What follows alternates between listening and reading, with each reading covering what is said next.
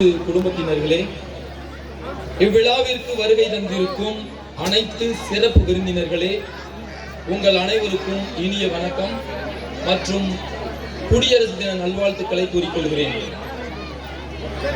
விவேகானந்தர் ஒரு அருமையான பேரு. அவர் சொன்ன ஒரே ஒரு வரிகளை மட்டும் சொல்லி என்னுடைய சின்ன உரைதான். கையெல்லாம் பார்த்துட்டு பழம் அப்படின்னு நினைச்சிடாதீங்க. இது எங்க ஐவிஎல் பள்ளியினுடைய ரூல்ஸ். நாங்க கண்டிப்பா டை கட்டி இருக்கணும் அப்படிங்கறதுனால கட்டிட்டு இருக்கேன். பழமெல்லாம் ஒண்ணும் இல்ல, பெருசா பேச மாட்டேன், சும்மா கொஞ்ச நேரம் ஒரு 5 மினிட்ஸ். 10 இளைஞர்களை கொடுங்கள், நான் இந்தியாவை மாத்தி காட்டுகிறேன் அப்படின்னு சொல்லி சொன்னார் விவேகானந்தர். கண்டிப்பா 10 இளைஞர்கள் இல்ல, இந்த வருஷமே 20 இளைஞர்கள் விவேகானந்தா ஸ்கூல் வச்சிருக்காங்க. அந்த 20 பேரையும் மிக சிறந்த குடிமகனா கண்டிப்பா அந்த ஸ்கூல் மாத்தி காட்டுவாங்க.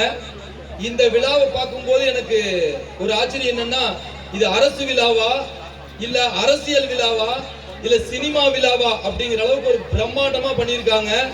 இந்த விழாவை ஏற்படுத்தி இருக்கக்கூடிய இந்த பள்ளிக்கும் அயராது உழைக்கக்கூடிய ஆசிரியர்களுக்கும் முதலில் என்னுடைய வாழ்த்துக்களை தெரிவித்துக் கொள்கிறேன். இப்போ குடியரசு தின விழா, சுதந்திர தின விழா இரண்டுக்கும் உள்ள ஒரே ஒரு வித்தியாசம்.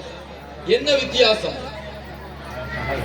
சுதந்திர தின விழா, independence day, when we celebrate, நம்ம ஃப்ரீடம் ஃபைட்டர்ஸ் எல்லாம் நம்ம ஞாபகத்துக்கு வருவாங்க.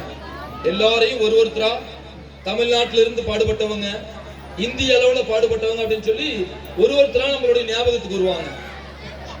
இப்போ when we celebrate Republic Day, எதை ஞாபகம் வரும்?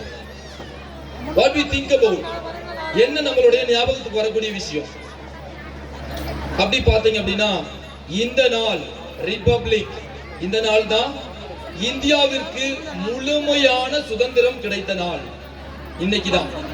ஏன்னா 1947 அன்னைக்கு நமக்கு சுதந்திரம் கிடைத்திருந்தாலும் டொமினியன் அந்தஸ்து அப்படிங்கிற ஒண்ணுதான் நமக்கு கொடுத்தாங்க.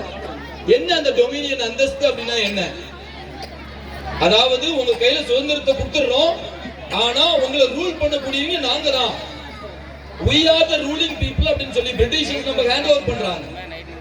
ஆனா இந்த 3 வருடம், சரியா சொல்லணும்னா 2 வருடம் 11 மாதங்கள் 18 நாள் டாக்டர் அம்பேத்கருடைய தலைமையில் அமைந்த அந்த குழு நமக்கான ஒரு சட்ட வரைவு, கான்ஸ்டிடியூஷன் ஆஃப் இந்தியாவை உருவாக்குறாங்க. அதை உருவாக்கி அந்த கையில கொடுத்த தினம் நவம்பர் 26, 1949. அப்படி இருக்கும்போது இந்த தேதி ஏன் சூஸ் பண்ணாங்க? ஜனவரி 26 ஏன் வந்தது அப்படின்னு பாத்தீங்கன்னா, 1930 பூர்ண சுவராஜ் அப்படிங்கிற ஒரு அறிக்கைய நாடு முழுவதும் மகாத்மா காந்தி அறிக்கையிடுறாரு. அப்ப அந்த நாள் 1930 ஜனவரி 26, அந்த தேதியிலிருந்து தான் நமக்கு இந்த ஜனவரி 26 எடுத்துக்கப்பட்டது. அதனாலதான் இந்த நாளை நாம குடியரசு தினமா கொண்டாடுறோம். சரி, பிளாக் ஹோஸ்ட் பண்ணுவோம். சுதந்திர தினத்தை அன்னைக்கு பிளாக் ஹோஸ்ட் பண்ணுவோம், கொடி ஏற்றுவோம். குடியரசு தினத்தை அன்னைக்கு கொடி அவிழ்ப்போம். அதை நல்லா ஞாபகம் வச்சுக்கணும் மாணவர்களே. கொடி ஏற்றுதல் வேற, கொடி அவிழ்த்தல் வேற. flag hosting, unfurling the flag. இப்ப ரெண்டுக்கும் உள்ள வித்தியாசம் என்ன?